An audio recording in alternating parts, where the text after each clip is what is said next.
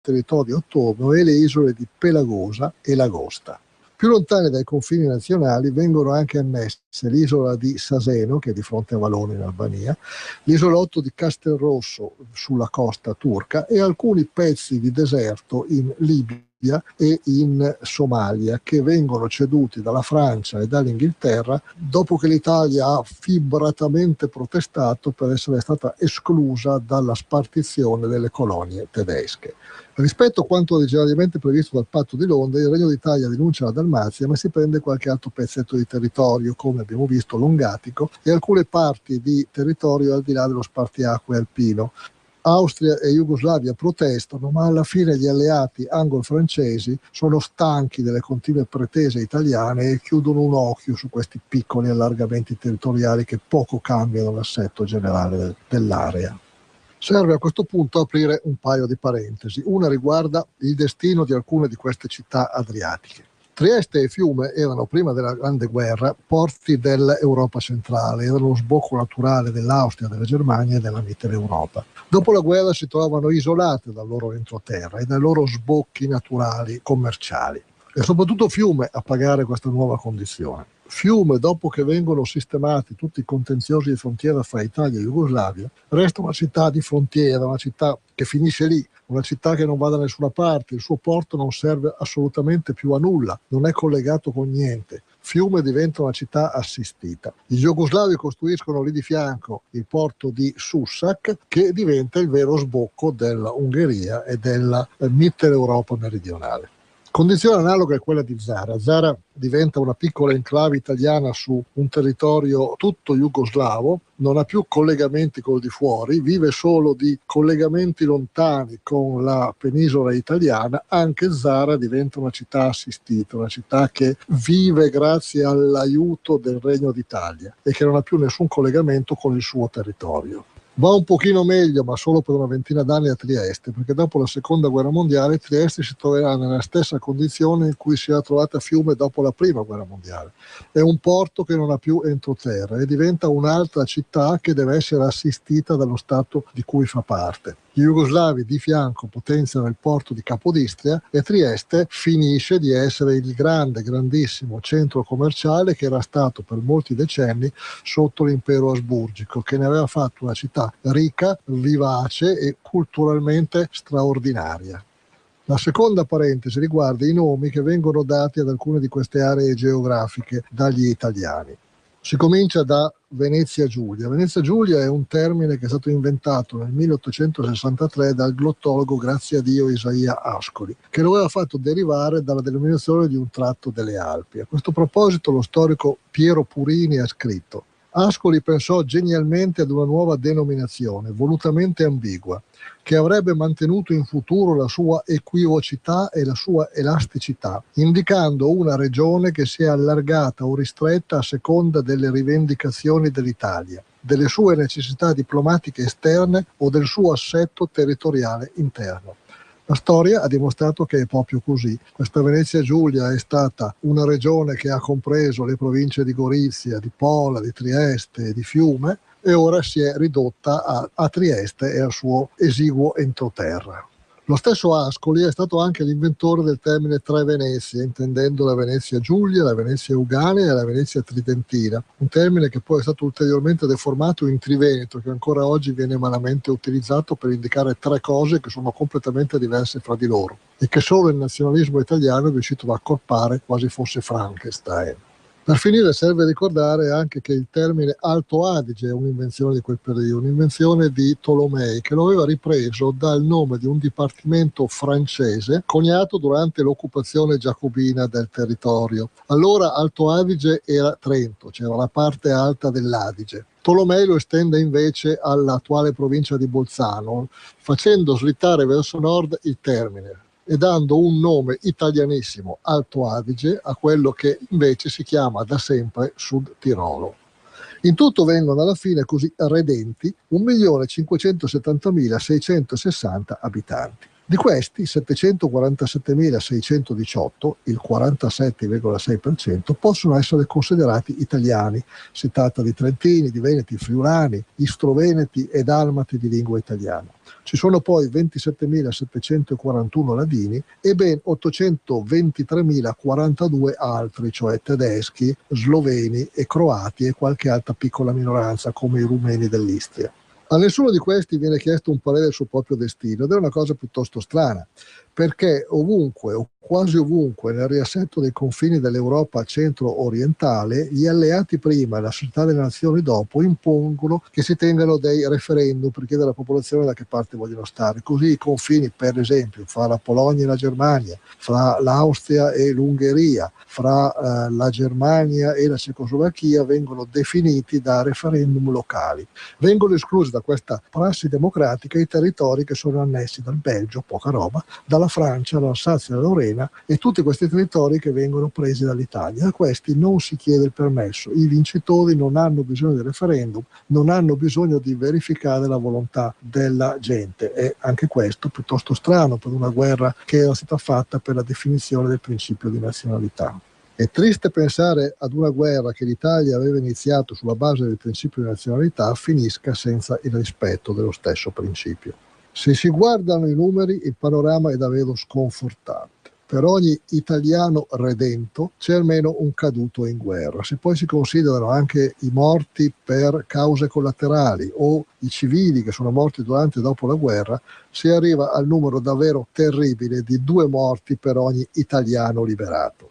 Tutto si fa ancora più triste se si pensa che almeno 500.000 di questi italiani avrebbero potuto essere redenti sulla base delle proposte che austriaci e tedeschi avevano avanzato prima della guerra purché l'Italia restasse neutrale.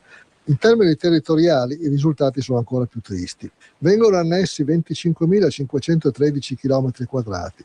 Per ogni chilometro ci sono dai 27 ai 30 morti in guerra, cioè un morto ogni 300 metri quadri. La situazione è ancora più triste se si pensa che oggi nella Repubblica Italiana restano solo 14.656 km quadrati di quei territori allora conquistati. Il costo economico generale è incalcolabile. Facendo anche una stima molto spannometrica e al ribasso, viene fuori che ogni metro quadrato è stato pagato 9,40 euro del valore attuale. Molto più del valore agricolo del tempo, soprattutto se si pensa che si tratta di aree scarsamente agricole. Se poi si considera quel che effettivamente resta oggi, si arriva a 15 euro al metro quadrato, una cosa terrificante. Il nuovo assetto dei confini porta però con sé un altro problema molto più importante che riguarda gli 800 e passamila foresti che vengono inglobati nel Regno d'Italia. Minoranze all'interno dei confini nazionali ci sono sempre state, come abbiamo visto, ma qui si tratta di minoranze diverse, di minoranze strutturate, di comunità civili che sono perfettamente consapevoli della propria nazionalità, che sono abituate a livelli di vita e di efficienza superiori a quelli del Regno. All'interno del Regno c'erano già numerose, come abbiamo visto, comunità diverse, c'erano occitani, arpitani, c'erano in meridione greci ed albanesi, era tutta gente però che era entrata a far parte degli stati preunitari molto tempo prima ancora che sorgesse l'idea stessa di nazionalità, e quindi la loro consapevolezza identitaria era molto inferiore di quella che invece hanno, fortissima, tirolesi, sloveni e croati.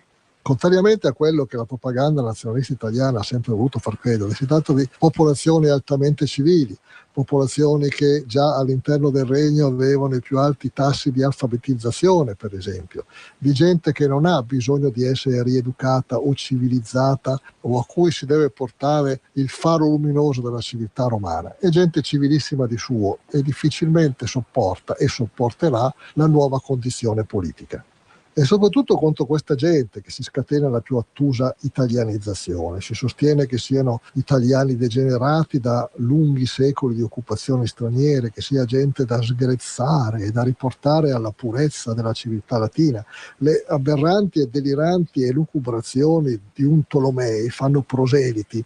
Tolomei è quello che sostiene che i tirolesi siano i discendenti di coloni romani abbrutiti dal contatto col germanesimo, è quello che italianizza tutti i nomi, i cognomi, i toponimi, è quello che arriva in questo suo processo demenziale di italianizzazione a tutti i costi a vette di sublime ridicolo.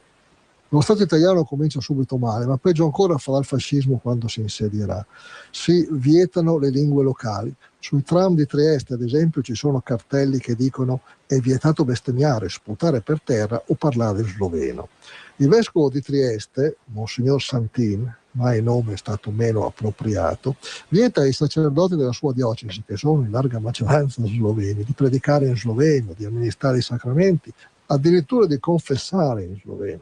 Vengono italianizzati i cognomi, anche quelli dei morti, sulle lapidi dei cimiteri. Si procede con borbonico pressapochismo. È famosa la storia dei 3 fratelli sloveni che, abitando in 3 province diverse del Regno d'Italia, si vedono affibbiare da 3 prefetti diversi 3 cognomi diversi, cioè 3 fratelli che finiscono per avere 3 cognomi diversi. Straordinario. Vengono chiuse tutte le scuole tirolesi e slave e tutti i centri culturali locali. La repressione è totale, si deve italianizzare a tutti i costi. La carta etnolinguistica che nel 1940 pubblica la Consociazione Turistica Italiana, il Touring Club italiano italianizzato in Consociazione Turistica Italiana, riporta il territorio del regno di un colore unico, omogeneo e compatto. Non ci sono più minoranze, tutto è Italia. I tribunali speciali lavorano a pieno ritmo. C'è anche poi il ricambio della popolazione. Fin da subito se ne vanno dalle nuove terre occupate i tedeschi e gli ungheresi, principalmente funzionari del governo asburgico. Dall'Istria se ne vanno anche parecchie decine di migliaia di slavi, se ne vanno o in Jugoslavia o emigrano lontano all'estero. È il primo esodo da queste terre, è un esodo di cui quasi nessuno parla e che invece è importante conoscere. Tutti questi vengono sostituiti da immigrati italiani, soprattutto meridionali. I dipendenti pubblici sono italiani, gli impiegati dello Stato sono italiani, i militari sono italiani e si cerca di italianizzare queste terre anche importando gente dalla penisola.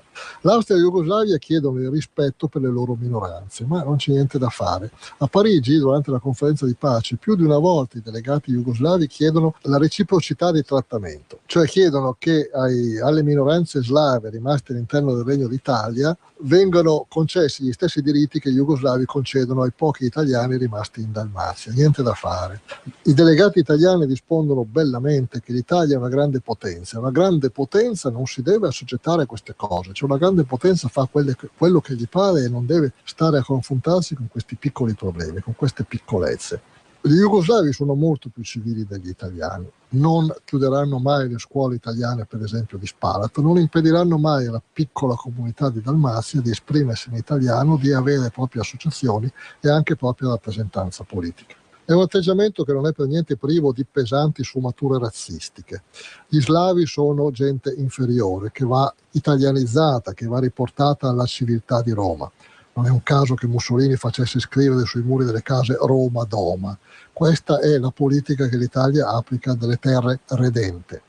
Si riuscirà a fare anche di peggio. Nel 1939 con le opzioni in Tirolo. Chi voleva restare tedesco doveva prendere le proprie cose ed emigrare in Germania. Quelli che volevano restare dovevano diventare italiani e dimenticarsi della propria storia e delle proprie tradizioni. È un vulnus che non è mai stato davvero rimarginato nella comunità sudtirolese. Ancora oggi questa cosa pesa sull'identità locale. Ma l'abisso si tocca nel 1941, quando dopo la guerra che i tedeschi vincono contro la Jugoslavia, l'Italia si annette grandi territori. Si annette finalmente, con grande gioia dei nazionalisti, l'intera Dalmazia fino alle bocche di Cataro, ma si annette anche la Slovenia, Lubiana compresa, e qui cominciano veramente i guai. Qui l'Italia dà davvero il peggio di sé: repressioni, eccidi, deportazioni, campi di concentramento. Una grossa fetta della popolazione di Lubiana viene addirittura esiliata. È uno dei capitoli più infami della storia dell'Italia unita. Oggi noi giustamente celebriamo la giornata del ricordo e le vittime italiane delle tragiche vicende del 1943-45. Il ricordo però andrebbe esteso. La vicenda andrebbe raccontata tutta fino in fondo, fin dal principio, che comincia proprio con la fine della Prima Guerra Mondiale. Due comunità straordinarie, quelle dell'Istria e della Dalmazia, che sono il frutto di secoli di civile convivenza e di osmosi fra diverse culture, sono il risultato di 2000 anni di civiltà ai suoi più alti livelli. Sulle originarie popolazioni celtiche a nord e illiriche a sud si sono innestati gli slavi, sono arrivati i veneziani. tutti hanno costruito una civiltà straordinaria, che tutti hanno sempre descritto come una cosa assolutamente straordinaria, di gente colta, bella, di paesi ben costruiti, bene amministrati, ricchi di opere d'arte, eccetera. Basta pensare ad esempio al straordinario caso della Repubblica di Ragusa, che ancora oggi è uno dei posti più belli della terra, pieni di opere d'arte, luogo di incontro fra le civiltà dell'Oriente e dell'Occidente. Gli Esti Dalmazi avevano conosciuto i loro momenti migliori sotto la Repubblica Serenissima, che concedeva amplissime autonomie alla città della costa, e nelle valli dell'interno, nelle valli slave, aveva istituito una sorta di semi-indipendenza. Possiamo parlare di un criptofederalismo serenissimo, una cosa molto strana e molto interessante.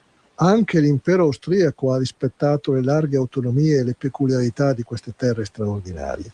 I guai sono cominciati quando si sono contrapposti due nazionalismi inventati, quello italiano e quello jugoslavo. Entrambi volevano mettere le mani su queste terre, che sono naturalmente autonome. Da sempre, sia in Istria che in Dalmazia, ci sono grandi correnti autonomiste, interculturali. In Istria ci sono ancora oggi, ad esempio. Invece no, invece sia italiani che jugoslavi volevano che queste terre fossero tutte italiane o tutte jugoslave. Dal punto di vista etnolinguistico, gli jugoslavi qualche ragione in più potevano anche avercela, ma si tratta, come ho detto, di terre che godevano di una particolarissima condizione di autonomia, una particolarissima identità che si basava sull'equilibrio pacifico e laborioso e intelligente fra diverse comunità culturali. La pretesa di trasformare queste terre in Jugoslavia o in Italia è stata la loro rovina. Il dramma di queste terre è cominciato alla fine della Prima Guerra Mondiale, quando si sono scontrati il nazionalismo italiano e il nazionalismo jugoslavo. È stato lo scontro di due nazionalismi inventati, di due nazioni che non esistono, che sono inesistenti, che sono state create a tavolino con l'espansione di piccoli stati aggressivi. Non è un caso che la Serbia fosse nota nell'Ottocento come il Piemonte dei Balcani. Due nazionalismi che non potevano che essere aggressivi. Bene, oggi quello jugoslavo è finito, la Jugoslavia è fortunatamente scomparsa, è stata spazzata via nei sottoscala della storia. Resta ancora il nazionalismo italiano, che è ancora qui a fare danni. Allora, tesoro, ascolta. Va bene. Living. Ma a soggiorno non si dice più. No, living. Va bene. Dai, un'altra. Or. Deor, cioè il terrazzo. Sì, per gli antichi. Ah, beh. Dai, adesso le altre stanze. Vi sembrerà tutto nuovo. Dalle Leroy Merlin ci sono così tante novità che puoi costruirci una casa. Scoprile fino al 26 aprile e partecipa agli 8 corsi gratuiti per scoprire i prodotti novità e imparare a posarli. Informati su leroymerlin.it. Nell'universo dei prodotti per animali c'è un grande pianeta da scoprire. È Arca Planet. Cibo, accessori e tantissime coccole. E fino al 5 aprile porta un nuovo amico in negozio a fare l'Arca Card. Subito per entrambi uno sconto del 10% sulla spesa. Arca Planet, i supermercati per animali. Signora, il soggiorno è stato di suo gradimento? Oh sì, Roberto, ma il tempo passa troppo in fretta. Com'è gentile. Spero che sia rimasta soddisfatta. Come sempre. Dunque, rifornimento di carburante, vetri puliti e livello dei liquidi a posto. Ah, e anche la pressione delle gomme. Vi prendete proprio cura di me? È tutto incluso nel servizio. Buon viaggio. A presto. Esso Servitissimo, un servizio ancora più speciale disponibile nelle stazioni Esso selezionate. Servizi soggetti a disponibilità in base all'area geografica. Per saperne di più e per conoscere le stazioni aderenti visita carburanti.esso.it. Per la tua pubblicità su Radio Padania Libera, chiama il numero 02 66 23 44 22. Per traslocare ho scelto Grillo Antonino, perché hanno cura del mio trasloco e del mondo in cui viviamo grazie a Ecotrasloco. Scegli Grillo Antonino, il trasloco della tranquillità che rispetta anche l'ambiente. Chiamalo 02 43 52 24. Digital Radio Flash. Ciao, sono Alessio. Ma la Digital Radio è una nuova radio? No, è un sistema nuovo per sentire la radio che ami con una marcia in più. Molte radio trasmettono già in digital, come questa per esempio. Ci puoi ascoltare con un suono perfetto. Lo sapevi? E allora muoviti a scoprire di più su digitalradio.it. Digital Radio, il suono perfetto. Anche Radio Padania è in Digital Radio. Edilbona, lattoneria per edilizia, impermeabilizzazioni, rifacimento tetti con tegole e pannelli coibentati di qualsiasi forma. Edilbona, lavori con piattaforma aerea fino a 20 metri. Edilbona, ad Arcisate Varese in via Bevera. Informazioni al 348 22 94 662. Salve, sono Giovanna della Mondoflex. Mondoflex. Se avete tanta voglia di dormir bene, venite alla Mondoflex. Tanti nuovi prodotti di altissima qualità a prezzi decisamente contenuti. Vi aspetto. Mondoflex, reti e materassi. Mondoflex conviene sempre. A Treviolo, Melzo, Crema, Castelmella, Brescia e a Desenzano sul Garda. Per la tua pubblicità su Radio Padania Libera, chiama il numero 02 66 23 44 22. Ed eccoci di nuovo in diretta qui su Radio Padania Libera. Abbiamo sentito la puntata del Guerrone di oggi, molto legata anche a questi aspetti grotteschi di cambi di nomi, di italianizzazioni forzate. Abbiamo chiuso con quel parallelismo tra la Jugoslavia e l'Italia. Insomma, questo è un piccolo resumé, ovviamente non soddisfacente per chi si fosse perso la puntata, che può però essere recuperata, vi ricordo, sempre su YouTube, scrivendo Rebelot, Gilberto Oneto, Guerrone, ve la andate a ritrovare con tutta calma, mentre non potete andare con tutta calma perché è in diretta, ce l'abbiamo proprio adesso. Gilberto Oneto con noi, buon pomeriggio Gilberto. Salute a tutti.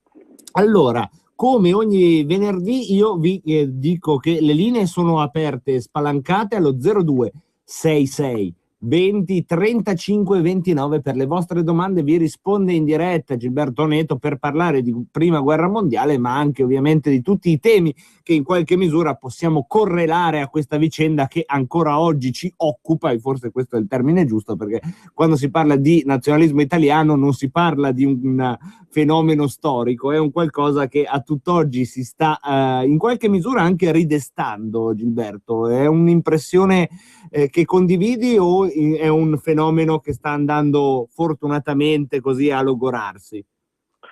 No, siccome è una invenzione artificiale tenuta in piedi con strane vitamine esterne, risorge quando ce n'è bisogno, e fin tanto che ci sarà lo Stato italiano che ha bisogno di trovare giustificazioni ideologiche, sentimentali e tutto il resto, quando ci sono dei problemi, che questi si inventano qualche cosa e ridanno fiato a questa brutta bestia che tengono, come se fosse una bestiaccia che tengono in un angolo, no? Dietro le sbarre, e quando gli serve la tengono affamata e poi la slargano per fare danni.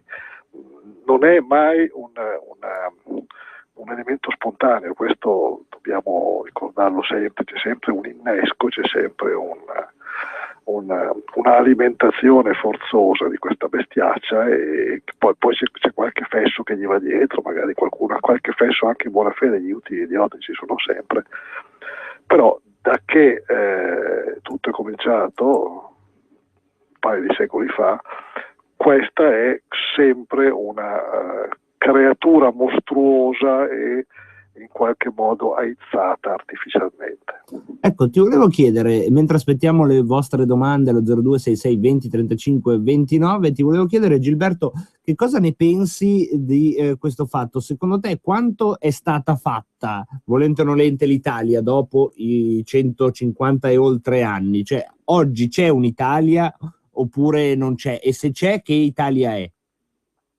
Però non possiamo negare che ci sia, esiste lo Stato italiano, esiste l'Agenzia delle Entrate, la Guardia di Finanza.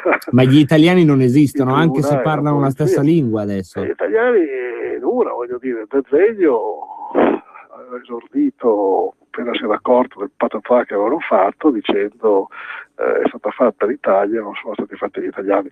Non era un'esortazione, perché tutti ricordano questa frase dicendo abbiamo fatto l'Italia, adesso facciamo gli italiani. No, quella di D'Azeglio era una tristissima e dolorosa constatazione. Abbiamo fatto una cosa che si chiama Italia, ma non esistono gli italiani. Ne prendeva atto. No, non è cambiato granché, perché quando le cose vanno bene, quando la razionale vince, sono tutti patrioti, sono tutti italiani, tutti si sentono italiani, che poi questo sentirsi italiani andrebbe anche definito. Che cosa vuol dire sentirsi italiani? Perché, insomma, e quando invece ci sono delle difficoltà, tutto salta, è saltato a Caporetto, è saltato soprattutto l'8 di settembre, no? Tipica data della debolezza di questa identità italiana che non esiste. Di fronte a dei problemi questo paese tende a sgretolarsi e a ricomporsi in comunità organiche. Adesso prevale l'Agenzia delle Entrate, magari se esagerano può scattare qualche altra cosa, però abbiamo detto che il nazionalismo italiano ha bisogno di essere alimentato. Purtroppo anche l'antinazionalismo italiano ha bisogno di essere alimentato. Purtroppo anche il nostro identitarismo vero ha bisogno di essere alimentato, perché siamo gente fatta un po' così, che si occupa d'altro, si dimentica di quello che è, tende a questa preoccupante vocazione a farsi far su, a farsi infinocchiare. Qui spetta a noi continuare a ricordare alla nostra gente quello che effettivamente è, cioè se siamo dei pinguini non ci vengano a raccontare che siamo delle zebre, ma a forza di raccontare in televisione che siamo delle zebre qualcuno ci crede anche. Prendiamo un paio di telefonate dopo questa bella metafora su pinguini e zebre. Pronto? Pronto? Sì, salve signora. Buonasera, innanzitutto volevo complimentarmi, sono emozionata persino di avere l'onore e il piacere di interloquire con lo chiamerei addirittura professore, non penso che lo sia, ma con il signor Oneto. Mi ha veramente aperto la mente con le sue sagge illustrazioni storiche. Ecco, io la domanda che volevo porle è questa, signor Oneto. Siamo proprio destinati alla distruzione o forse, come un'ingenua come sono io, il federalismo, ma quello vero, non quello finto fantoccio, potrebbe salvare questo, chiamiamolo paese, gente, chiamiamolo come vuole lei? Grazie. Ecco, la risposta, la mia domanda è questa, attendo la sua risposta, la ringrazio. Grazie mille. Gilberto, ne prendiamo una alla volta o possiamo prenderne un'altra? Beh, se c'è qualcuno che aspetta non facciamo. Dai, allora la prendiamo subito. Pronto? Pronto? Sì, ciao, sei in onda. Sono Giuseppe da Stradelle. Sì, sei in onda, ciao. Ti ascolta Oneto. Ciao. Volevo fare una domanda a Gilberto Oneto. Vai, domanda. Se è possibile. Dunque, volevo sapere, secondo lui, cosa era disposto l'impero austro-ungarico a chiedere all'Italia purché non entrasse nel 15-18, diciamo. Grazie mille. Insomma, una domanda d'attualità e una storica, Gilberto. Da dove parti? Sì, beh no, intanto ringrazio la signora e tutti i complimenti che mi ha fatto. Siamo a Pasqua, quindi va bene. Grazie comunque. Mai perdere le speranze, voglio dire. Noi siamo veramente in una situazione drammatica, però se andiamo a vedere a ritroso la lunghissima multimillenaria storia di questo, chiamiamolo paese per capirci, abbiamo conosciuto momenti anche più drammatici, anche peggiori. In fondo c'è un disegno provvidenziale su tutto quanto. Non bisogna mai perdere la speranza. Certo, questa volta siamo senza energie, questa volta abbiamo le idee molto poco chiare, questa volta gli avversari che abbiamo contro sono agguerriti e potenti. Non dimentichiamoci mai che anche questo è provvidenziale. Spesso ci si salva dai guai che abbiamo non per nostre capacità, fortune o meriti, ma perché gli avversari non sono quella efficiente macchina da guerra che qualche volta pensiamo che siano. Se diamo retta ai tanti che nel corso della storia hanno parlato di complotti di vario tipo, e se questo nemico occulto che in qualche modo ci sta addosso fosse davvero quell'efficiente macchinario che spesso viene descritto, il mondo sarebbe finito da un pezzo. Cioè, il diavolo non è così brutto come lo si descrive, per cui ecco, anche i nostri avversari a tutti i livelli, italiani, europei, mondiali, eccetera, hanno i loro guai e spesso, sempre per usare l'immagine della provvidenza, il buon Dio li fa litigare fra di loro, quindi noi ce la caviamo, ecco. Però dovremmo forse anche però metterci un po' del nostro. Qui siamo un pochino carenti noi come indipendentisti e autonomisti per primi, che ci dimentichiamo troppo spesso di ricordare quello che siamo, quello che ci piacerebbe essere, quello che potremmo davvero essere se solo mostrassimo un pochino più di decisione, di capacità e di impegno anche culturale, spesso manca. Spero di aver risposto alla signora, poi comunque siamo secondo la liturgia cristiana tanti anni fa, a quest'ora, mezz'ora fa, anzi è stato crocifisso il nostro Signore. Aspettiamo i 3 giorni, noi stiamo aspettando molto di più di 3 giorni, però non è detto che non ci si riesca. Allora, per stare in tema con l'accento che ho intuito della signora, diciamo, da passare nuttata.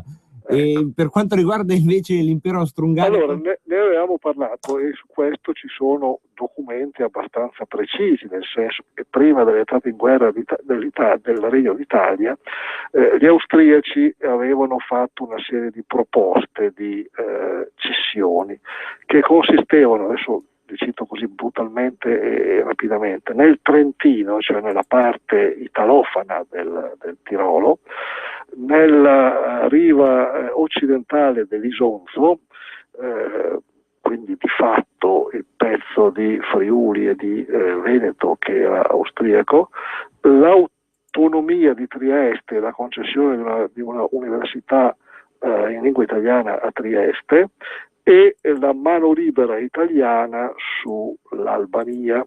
All'ultimissimo momento pare che avessero anche aggiunto le isole Curzolari, che sono le isole della Dalmazia più meridionale. Tutto questo avveniva su pressione, è avvenuto su pressione soprattutto in parte del Vaticano, ma soprattutto in parte della Germania. La Germania che voleva assolutamente che l'Italia non entrasse in guerra contro, non dimentichiamolo mai, continuiamo a ripeterlo fino alla noia, che l'Italia era alleata di austriaci e di tedeschi, quindi stiamo parlando di qualcosa in più, cioè non è che volessero acquisire un socio, era semplicemente per impedire che questo socio facesse quello che aveva quello che non avrebbe mai dovuto fare secondo per rispetto dei patti che aveva sottoscritto. Beh, i tedeschi si erano esposti moltissimo in questi, si erano fatti garanti del fatto che l'Austria avrebbe rispettato queste cessioni, avevano addirittura proposto all'Austria in cambio una parte della Slesia, in cambio del Trentino che l'impero aveva dovuto cedere all'Italia. C'era tutto un meccanismo. Poi qualcuno dice ma lo facevano perché erano in una situazione di emergenza e poi se avessero vinto la guerra ci avrebbero fatto una pernacchia, anzi probabilmente si sarebbero anche vendicati. Tutto è possibile, c'era una corrente fortemente anti-italiana all'interno dell'Austria, però devo dire che visto come sono andate le cose, come erano andate prima, come sono andate dopo, come sono andate durante, il governo austriaco, il vecchio Francesco Giuseppe e il suo erede si sono sempre comportati con estrema correttezza. Francesco Giuseppe si è rifiutato un paio di volte di attaccare preventivamente l'Italia quando il generale Conrad gli chiedeva di bastonarli bastonare gli italiani prima che potessero fare dei danni. Come imperatore si era sempre rifiutato dicendo sono nostri alleati, rispettiamo i patti e comunque non attacco qualcuno senza motivo. Probabilmente, anzi sicuramente questo è un ragionamento che potevo fare, potevo magari dedicare qualche tempo alla fine dei nostri racconti sulla prima guerra mondiale a giocare un po' sul cosa sarebbe successo se. Sicuramente se l'Italia se ne fosse rimasta neutrale, quasi sicuramente avrebbe avuto questi vantaggi da parte dell'Austria, cioè la cessione di questi territori. Se sempre che questi territori poi volessero essere ceduti, perché nessuno aveva mai chiesto ai trentini se volevano diventare italiani, quindi questo non dobbiamo mai dimenticarlo. Sicuramente l'economia italiana non si sarebbe guastata a quel modo, sicuramente non sarebbero morte tutte quelle centinaia di migliaia di ragazzi, sicuramente tutto sarebbe andato meglio. Prendiamo altre 2 telefonate. Pronto? Pronto? Sì. Ciao, sei in onda. Una cosa, signori Alberto Netto, io ho 85 anni, sono stato lassù dove c'è il logo Solzi a Plezzo sopra, dove nasce l'Isolto, che avevo fino a 12 anni e mezzo, perché mio padre era militare, perché lassù c'era una compagnia di guardie dell'esercito, poi c'era la milizia e poi c'era la finanza. E io mi ricordo che nel 1938 avevo 8 anni, che sono venuti giù dal Maestrocca dove avevano un forte lassù, venivano giù ogni tanto i tedeschi, i granizzari, che venivano lì a mangiare, a far festa con i nostri soldati, poi tornavano su. Perché io sono friulano di origine, adesso sono in Piemonte, però mi ricordo perché ho ancora tanti amici, ci scriviamo, ho finito, perché quando è venuta fuori lì, a parte il disastro che ha fatto Mussolini, quello e l'altro, ma erano ben trattati con la gente là, perché c'era la scuola, facevano un'aula, cioè 3 scuole la mattina e poi la sera, la maestra sola, però c'era la recepzione, c'erano lì che andavano a prendere il pane dai soldati, i sacchi avanzavano, c'erano quelle pagliocche, finito. Comunque è vero, perché lì c'era poi sopra Solzia, poi c'era Valtrenta e Dalogu si chiamava, cioè vorrebbe dire non luogo, perché quel paese lì non aveva un nome. Grazie mille, un bello spaccato dal non luogo e un viaggio nel tempo con la telefonata di questo signore. Grazie mille, ne prendiamo un'altra. Pronto? Pronto, sono Matteo da Brescia. Ciao Matteo. Salutoni a Gilberto Neto, buona Pasqua a tutti. Una cosa volevo far osservare però a Gilberto Neto, che ci siamo dimenticati tra la faccenda nella faccenda che comunque l'Italia non rispettava le minoranze etniche slave, non promuovendo le scuole slave in Italia, e invece le rispettava la Jugoslavia, invece no, perché ci siamo dimenticati che in quella zona lì, Istria, Dalmazia fino giù a Ragusa, ci sono stati 400-500 anni di dominio veneto, quindi bisognava forse tutelare di più le scuole venete e il dialetto veneto che ancora si parla in quelle zone nonostante la lingua slava. Saluti. Grazie mille, ne prendiamo ancora un'altra. Gilberto, pronto? Pronto? Sì, ciao, sei in onda. Padania Libera, Successione, Profondi Roma. Sarebbe anche ora, dimmi la domanda. Profondi Roma, io vedo un rigurgito fascista in questo Stato, lo vedo, io tento di combatterlo in tutti i modi, perché essendo io non mi sento per niente italiano, sono lombardo, sono contento padano, ma non ho niente a che vedere io con l'Italiotti, okay? Secondo me con Renzi ci sta quella mentalità lì, perché è la stessa mentalità fascista, uguale, perché sovietico fascista, la mentalità è simile. Grazie, un rigurgito fascista nazionalista italiano. Prendiamo l'ultima telefonata, poi abbiamo già abbastanza carne al fuoco. Pronto? Sì, ciao, sono Dario da Varese. Ciao Dario. Volevo chiedere 2 cosette. La prima è qual è stata la molla che ha fatto scatenare in Gilberto Neto la voglia di indagare su tutte queste faccende della guerra, e l'altra non me la ricordo, fa niente, basta questa. Aspetta, ciao. Se ti ritorna in mente mandaci un SMS, va bene. Ma partiamo da qui, Gilberto. Qual è la molla che ti ha fatto dire già che rivisitiamo la prima guerra mondiale? Ma non soltanto la prima guerra mondiale, ma proprio la molla fa parte del meccanismo dell'orologio della voglia di autonomia. di cercare di capire perché questi ci fanno quello che ci fanno, ce l'hanno sempre fatto, e perché noi non troviamo gli strumenti e l'energia per reagire. Uno di questi motivi è che siamo vittime di una sorta di imprinting negativo culturale, cioè ci hanno sempre raccontato un sacco di palle che non riguardano evidentemente solo per la guerra mondiale, ma riguardano tutta la storia. Se andiamo a vedere che cosa ci hanno insegnato nelle scuole dell'obbligo, ci accorgiamo che è un panorama devastante ed agghiacciante.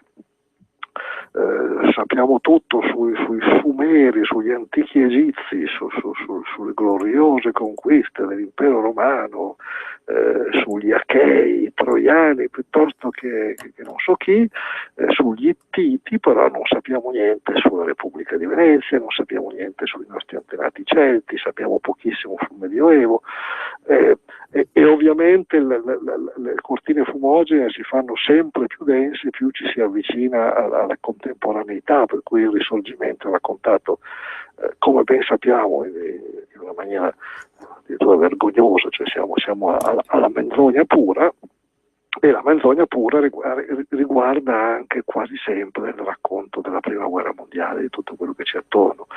Quindi proprio il bisogno di andare a ripulire l'album di famiglia, cioè, o meglio di andare a ritrovare il nostro vero album di famiglia, che qualcuno ha cercato di sostituire con fotografie di personaggi che non ci appartengono. Non ci appartengono. Sul rigurgito fascista. Sì, vero, ma in termini molto brutalmente pratici, oltre a certe immagini, a certi linguaggi, cioè tutti i colori che ha messo dappertutto. Ricordiamoci Napolitano che festeggiava, che faceva discorsi strappalati sul 150esimo del Risorgimento, anche lì raccontando un sacco di palle su tutto questo Italia che c'era da tutte le parti, uscita, fuori uscita, strabordata dagli stadi dove per qualche decennio era stata, grazie a Dio, confinata, ma c'è di peggio, c'è del fascismo applicato, non solo raccontato. Pensiamo alla fine delle province, all'assalto che c'è all'autonomia regionale, alla voglia di ricentralizzare tutto, per questo è proprio fascismo. Cioè, ricordiamoci che cosa ha fatto il regime fascista appena dato il potere: ha tolto le autonomie dei comuni, si è inventato i podestà invece dei sindaci eletti, i podestà che venivano nominati dai prefetti, i prefetti che facevano tutto, eccetera, eccetera, eccetera. Non c'era più nessuna autonomia, i segretari comunali che comandavano su tutto. Siamo allo stesso punto. Dopo una stagione di speranze autonomiste, in qualche modo anche buttata via, perché bisogna fare anche un po' di autocritica su queste cose, però il disegno centralizzatore, autoritario, nazionale, fascista neanche, questi non sono neanche fascisti, sarebbe quasi dargli un titolo di merito, perché i fascisti nella loro negatività una grandezza ce l'avevano, quantomeno è gente che aveva le idee chiare, si esponeva e ha fatto anche, a fronte delle cose che hanno fatto anche delle cose positive, non solo negative. No, questo fa solo delle cose negative, perché non è che bonifichi i paludi, questo bonifica i nostri conti correnti, li prosciuga. Ecco. E i treni non arrivano neanche in orario, se posso aggiungere una nota di colore. Sono una schifezza, per cui voglio dire, qualche elemento positivo c'era allora, no? Stabilità monetaria, l'ordine pubblico veniva garantito, eccetera. Qui siamo veramente in una situazione di totale marasma, con in più tutte queste operazioni di centralizzazione proprio. Gilberto, scusa, sopravvivenze della lingua veneta nella zona istriana in questo momento risultano anche a te esserci? Sì, proprio stare attenti, che qui bisogna fare un ragionamento. Il Veneto ha tante sfumature. In realtà all'origine in quella zona si parlava il dalmatico, che era una lingua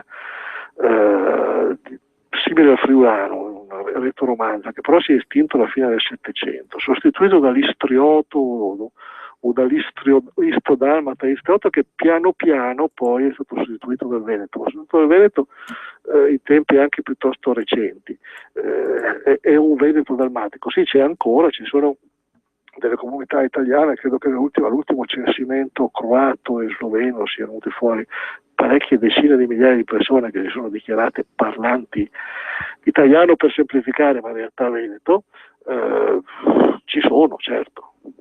Ecco Gilberto, allora stiamo concludendo la nostra puntata di oggi del Guerrone. Ci sono ancora 2 appuntamenti con il Guerrone, quindi 2 venerdì ancora, e poi ne faremo sicuramente un ultimo dedicato alla bibliografia e alle tutto quello che non abbiamo detto, giusto? Sì. E quindi il tempo di salutare il pubblico con il tuo saluto rituale che per chi non lo sapesse è? Sprofondi Roma, ma visto che siamo a Pasqua, sprofondi Roma e risorga la Padania. Ecco, con questo auspicio ci salutiamo, grazie mille Gilberto Neto. Auguri a tutti, grazie. E come abbiamo raccontato tante volte nel Guerrone, Gilberto Neto e nei fili diretti, questo paese noto alle cronache come Italia, non ha mai dato grande prova di sé nelle prove collettive, ma di personaggi ce ne ha regalati. Uno di tutti, uno di tanti, però indimenticabile sicuramente, Tazzo Nuvolari.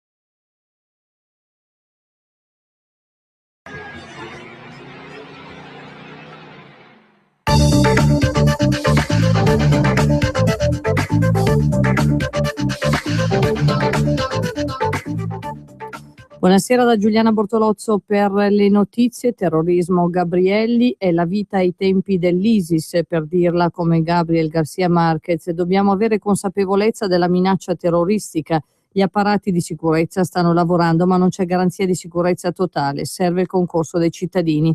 È il nuovo prefetto di Roma, Franco Gabrielli, ad averlo affermato durante la conferenza stampa di saluto indetta nella sede del Dipartimento della Protezione Civile, di cui da oggi è l'ex capo. Ho già detto più volte che non è il caso di dare ricette, i problemi si risolvono volta per volta, poi aggiunto. Questa battaglia che il Paese è in grado di affrontare dobbiamo farla tutti insieme, istituzioni e cittadini, ha concluso il neoprefetto di Roma Gabrielli, riferendosi alla minaccia terroristica di stampo islamico. Botta e risposta all'interno di NCD tra Gaetano Quagliariello, coordinatore nazionale del partito, e Nunzia De Girolamo, capogruppo alla Camera, dopo che Quagliariello, in un'intervista oggi al Corriere della Sera, ha affermato che se il dibattito nel gruppo confermerà la linea della partecipazione, sia pur critica al governo, è difficile immaginare un capogruppo dissidente. La De Girolamo ha replicato su Twitter: sarò pure dissidente, ma mai burattino, buona Pasqua. Non si è fatta attendere la controreplica del coordinatore, che in un tweet ha scritto: cara Nunzia, ci sono dissidenti burattini, tu non sei fra questi. Proprio per questo rispetto le tue scelte e le loro conseguenze. Buona Pasqua, ha concluso.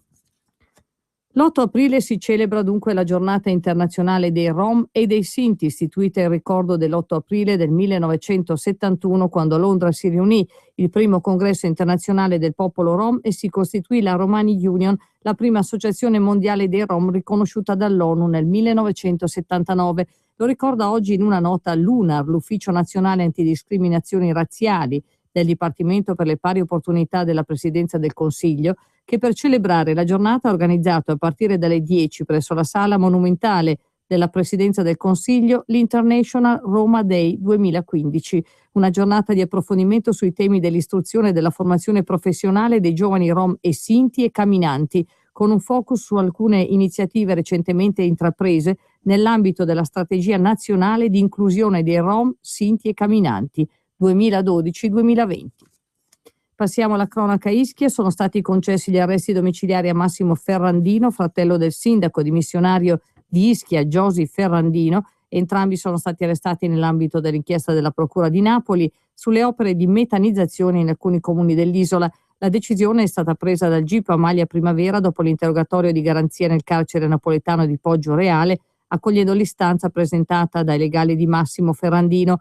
Restano in carcere gli altri destinatari dell'ordinanza, tra questi Giosi Ferrandino, per il quale gli avvocati non hanno presentato istanze in attesa della conclusione di tutti gli interrogatori. Camorra Napoli. Durante controlli a Napoli nel rione Sanità, i carabinieri hanno trovato oggi un arsenale nell'auto di un incensurato, arrestandolo. L'area è sotto l'influenza criminale del cartello Esposito Sequino Savarese.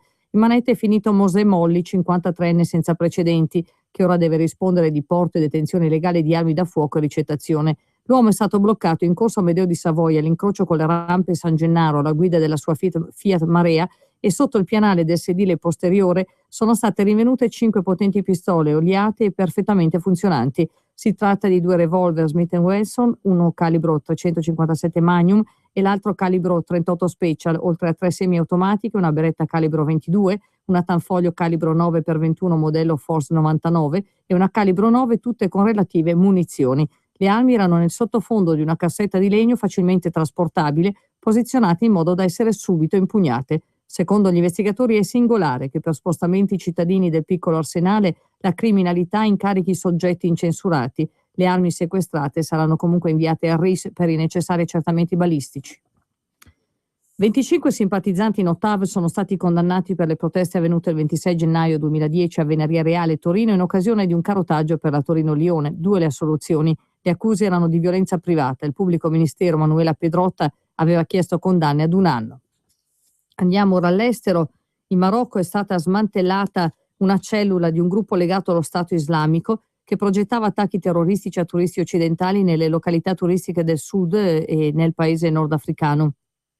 È quanto rivela il quotidiano di Rabat al-Sabah, secondo il quale il gruppo progettava nuove tecniche per le sue azioni, come quella di versare un liquido letale sulle maniglie delle porte delle abitazioni di alcune personalità marocchine.